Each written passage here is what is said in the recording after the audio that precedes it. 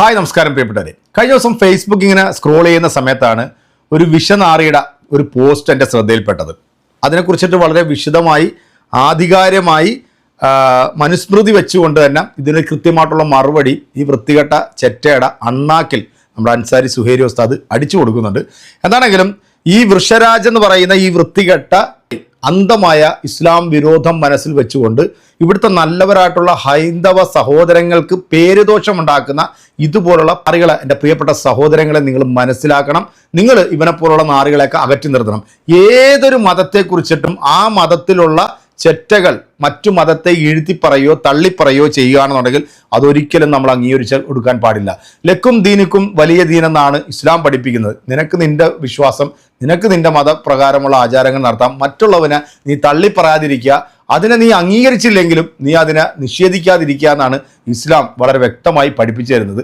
അതുകൊണ്ട് തന്നെ നിങ്ങൾ എൻ്റെ വീഡിയോ കാണുന്നുണ്ടെങ്കിൽ നിങ്ങൾക്ക് മനസ്സിലാവും. കാരണം ഇന്ന് വരെ ഞാൻ ഒരു മതത്തിൻ്റെ ദൈവങ്ങളെ കുറിച്ചിട്ടോ അവരുടെ വിശ്വാസങ്ങളെ കുറിച്ചിട്ടോ ഒന്നും ഞാൻ ഒരു തരത്തിലുള്ള വീഡിയോ ചെയ്തിട്ടില്ല. പിന്നെ ഇതുപോലെ ചില പുഴുത്ത ജന്മങ്ങൾ അവരെ കുറിച്ചിട്ട് നമ്മൾ പറയാതിരിക്കാൻ പറ്റില്ല, നമ്മളത് പറഞ്ഞു പോകും.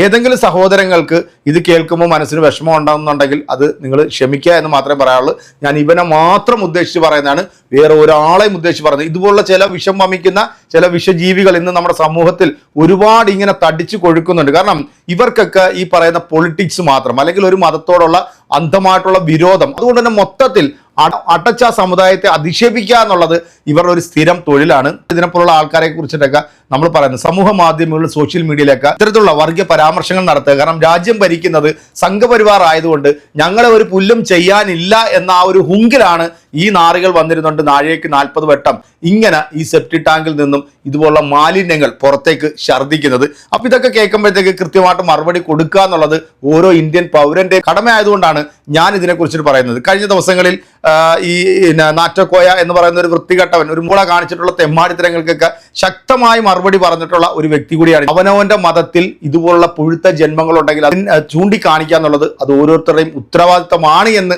മനസ്സിലായിക്കൊണ്ട് എൻ്റെ പ്രിയപ്പെട്ട പ്രേക്ഷകരെ ഈ വീഡിയോ നിങ്ങളൊന്ന് കേൾക്കുക. ഇതിനകത്ത് ഇവൻ പറയുന്നത് എന്താണ് എന്ന് നിങ്ങൾ കേട്ടിട്ട് കൃത്യമായി നമ്മുടെ അൻസാരി ഉസ്താദ് ഒരു മറുപടിയും കൂടെ കൊടുക്കുന്നുണ്ട്. അതോടെ കണ്ടു. സ്ക്രീനിൽ നിങ്ങൾ കാണുന്ന കുറിപ്പ് അഡ്വക്കേറ്റ് വൃഷ്ണരാജിൻ്റെയാണ്.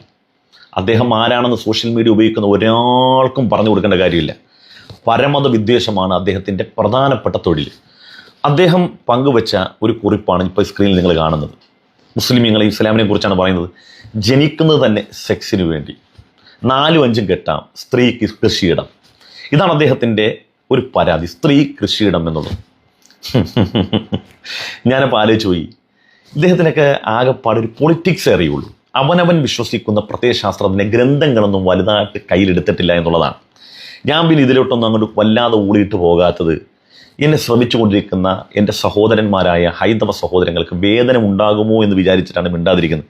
പിന്നെ അങ്ങ് വല്ലാതെ ചൊറിഞ്ഞു കഴിയുമ്പോൾ ഞാൻ വല്ലതൊക്കെ പറയണമല്ലോ, ഇല്ലെങ്കിൽ ഒരു സുഖം കിട്ടത്തില്ല. ഇതേതാ സാധനം? മനുസ്മൃതിയല്ലേ അല്ലേ? മനുസ്മൃതി. മനുസ്മൃതിയുടെ 9-ാമത്തെ അധ്യായത്തിലെ 33-ാമത്തെ ശ്ലോകത്തിൻ്റെ അർത്ഥം എങ്ങനെയാണെന്നറിയോ? സ്ത്രീ വയന് തുല്യവും പുരുഷൻ വിത്തിന് സമമെന്നും മുനികൾ കരുതുന്നു. എന്താ പറഞ്ഞ്? സ്ത്രീകൾ വയലിന് തുല്യമെന്നും പുരുഷൻ വിത്തിന് സമമെന്നും മുനികൾ കരുതുന്നു. സർവ ജീവികളുടെയും ഉത്ഭവം ക്ഷേത്ര ബീജ സംയോഗം കൊണ്ടാകുന്നു. മനുസ്മൃതിയിലാണ്. അപ്പോൾ ഇവിടെ എന്താ പറഞ്ഞത്? സ്ത്രീ വയലിന് തുല്യം, ഖുർആൻ പറഞ്ഞ കൃഷിയിടം, പുരുഷൻ വിത്തിന് സമമെന്നും. പ്രശ്നം തീർന്നേ. അഡ്വക്കേറ്റ് വൃഷ്ണരാജൻ, നിന്റെ പ്രശ്നം തീർന്നേ. അപ്പം നമ്മുടെ മനുസ്മൃതിയിലുണ്ട്. അപ്പോൾ ചില ആളുകൾ പറയും, ഓ നമ്മൻ്റെ ഗ്രന്ഥത്തിലുണ്ട്, അപ്പം എന്നാൽ നിങ്ങളുടെ ഗ്രന്ഥത്തിലുണ്ട്. അങ്ങനെ പറഞ്ഞ് അവസാനിപ്പിക്കുകയല്ല. ഈ കൃഷിയും വിത്തും എന്നൊക്കെ ഏറ്റവും സാഹിത്യത്തിൻ്റെ ഏറ്റവും ഉന്നതമായ തലമാണ് ഈ മനുസ്മൃതിയാണെങ്കിൽ വിശുദ്ധമായ ഖുർആനും ഒക്കെ പരാമർശിച്ചിട്ടുള്ളത്. എന്തേ? ഈ വിത്ത് കൃഷിയിടം, വിത്ത് ആരാണോ വിതക്കുന്നത് ആ വിത്തിൻ്റെ സ്വഭാവമായിരിക്കും ആ വിത്തിൽ നിന്ന് ഉത്ഭവിച്ചു വരുന്ന ബീജം സങ്കല്പിച്ച് കുട്ടിയെ ഉൽപ്പാദിപ്പിക്കുന്ന പുരുഷന്റെ സ്വഭാവ ഗുണങ്ങളായിരിക്കും കുട്ടിക്കുണ്ടാവുക, ആ വിത്തിലുണ്ടാവുക എന്ന ഈ പറഞ്ഞു വെച്ചതിൻ്റെ ആകത്തുക. ഇത് ഏതൊരാൾക്കും മനസ്സിലാകുന്ന കാര്യമാണ്. എന്നിട്ട് ഇപ്പുറത്തേക്ക് വരുന്നുണ്ട് വിഷയം. 38-ാമത്തെ ശ്ലോകം. ഒരേ വയലിൽ കർഷകർ വിതയ്ക്കേണ്ട കാലത്ത് വിതക്കുന്ന വിത്തുകൾ അവയുടെ സ്വഭാവമനുസരിച്ച് നാനാരൂപങ്ങളിൽ വളർന്നു വരുന്നു. ചെന്നെല്ല്, ഞവരനെല്ല്, ചെറുപയർ, എള്ള്, ഉഴുന്ന്, ഗോതമ്പ്, വെളുത്തുള്ളി, കരിമ്പ് എന്നിങ്ങനെ ഓരോന്നും അതതിൻ്റെ ബീജ സ്വഭാവം അനുസരിച്ച് മുളച്ചു വരുന്നു. ഒരേ വയലിൽ തന്നെ പല വിത്ത് വിതച്ചാൽ വിത്തിനനുസരിച്ച് ചെടികൾ പലതായിരിക്കുമല്ലോ. ഒന്ന് വിതച്ചിട്ട് മറ്റൊന്ന് മുളക്കുക എന്നതുണ്ടാവില്ല. എന്തു വിത്ത് വിതക്കുന്നുവോ അത് തന്നെ മുളച്ചു വരും.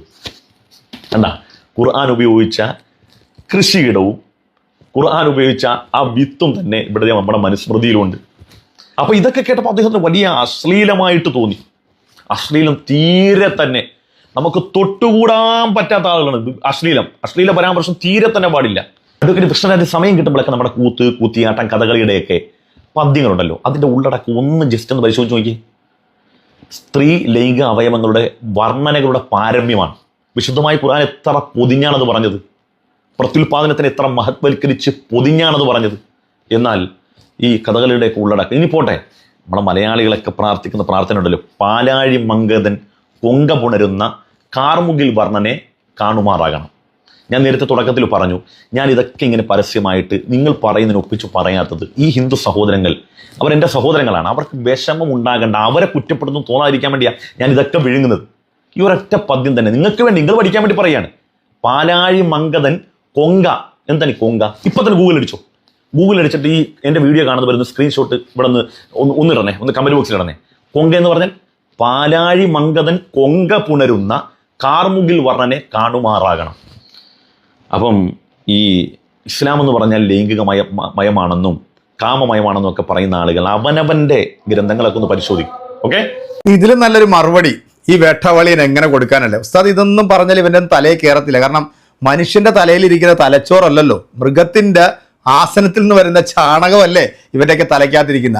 ഇവൻ്റെ ഫേസ്ബുക്ക് പോയി നോക്കിക്കഴിഞ്ഞാൽ ഇത്തരത്തിലുള്ള ഒരുപാട് പരാമർശങ്ങൾ, അതും ഇസ്ലാം മതത്തെ ടാർഗറ്റ് ചെയ്ത്. ഇപ്പോൾ മമ്മൂക്കയുടെ വീട്ടിൽ റെയ്ഡ് നടന്ന സമയത്ത് പുഴുവെന്ന സിനിമയ്ക്ക് ഫണ്ട് വന്നത് എവിടെ നിന്നാണ് എന്ന് അന്വേഷിക്കണം എന്നൊക്കെ പറഞ്ഞുകൊണ്ട് ഇവനൊരു പോസ്റ്റ് ഇട്ടു. അങ്ങനെ അപ്പം ഇതുപോലുള്ള ചില വൃത്തികെട്ട ഊളകൾ കേരളത്തിലെ ഹൈന്ദവ മതവിശ്വാസികൾക്ക് അപമാനമാണ്. ഉസ്താദ് പറഞ്ഞ പോലെ മനുസ്മൃതിയോ ഭഗവത്ഗീതയോ രാമായണോ ഒന്നും കൈകൊണ്ട് പോലും തൊട്ടുപോലും നോക്കിയിട്ടില്ല, ഒന്ന് മറിച്ചു പോലും നോക്കിയിട്ടില്ല. എന്തായാലും ഈ മതപണ്ഡിതൻ ഇതെല്ലാം അരച്ച് കലക്കി കുടിച്ചിട്ടുള്ളതുകൊണ്ട് കൃത്യമായിട്ട് അതിന് മറുപടി പറയാൻ പറ്റും. ഉസ്താദിന്റെ അവസാനത്തെ ആ ഒരു പോർഷനിൽ പറഞ്ഞതുപോലെ ഒരിക്കലും ഇവിടുത്തെ നല്ലവരായിട്ടുള്ള ഹൈന്ദവ മതവിശ്വാസികളെ അവരെ വേദനിപ്പിക്കാനോ അവരെ മുറിവേൽപ്പിക്കാനോ ഇസ്ലാം പഠിച്ചിട്ടുള്ള ഒരു പണ്ഡിതനും അതുപോലെ മദ്രസയിൽ പോയി 10ാം ക്ലാസ് വരെ ഓതിയിട്ടുള്ള ഒരു ആൾക്കും മറ്റു മതങ്ങളെ തള്ളിപ്പറയാനോ അവരുടെ വിശ്വാസങ്ങളെ തള്ളിപ്പറയാനോ സാധിക്കില്ല. അതിപ്പോൾ കള്ളു കുടിച്ച് കഞ്ചാവ് അടിച്ച് ഒരു വിദ്യാഭ്യാസവും ഇല്ലാതെ നടക്കുന്ന മുസ്ലിം നാമധാരിയായിട്ടുള്ള ഒരുത്തനും ഇങ്ങനൊരു മതത്തെക്കുറിച്ചിട്ട് പറയില്ല. കാരണം ഇത് പറയുന്നത് മൊത്തം ഈ തലയ്ക്കകത്ത് ചാണകം തിരികെ വെച്ചിട്ടുള്ള ഒരു മതത്തോട് അന്ധമായ വിരോധം കൊണ്ട് നടക്കുന്ന ഇതുപോലുള്ള മനുഷ്യഗണത്തിൽപ്പെടാത്ത ചില ക്ഷുദ്ര ജീവികൾക്ക് മാത്രമേ സാധിക്കത്തുള്ളൂ. ഇവരെ നമുക്ക് മനുഷ്യനായിട്ട് തന്നെ കൂട്ടാൻ കൊള്ളില്ല. ഇത്തരത്തിൽ ഒരുപാട് ക്ഷുദ്ര ജീവികൾ നമ്മുടെ കേരളത്തിൽ ഇന്ന് ഇങ്ങനെ തടിച്ചു കൊഴുത്തിങ്ങനെ നടക്കുന്നുണ്ട്. ഇവർക്കൊക്കെ കൃത്യമായിട്ട് മറുപടി പറയണമെന്നുണ്ടെങ്കിൽ തലയ്ക്കകത്ത് ബോധമുള്ള വിവരമുള്ള മറ്റു മനുഷ്യരെയും അവരുടെ സഹോദരങ്ങളാണ് എന്ന് ഉൾക്കൊള്ളാൻ കഴിയുന്ന ഇതുപോലുള്ള മതപണ്ഡിതന്മാർക്ക് മാത്രമേ സാധിക്കൂ.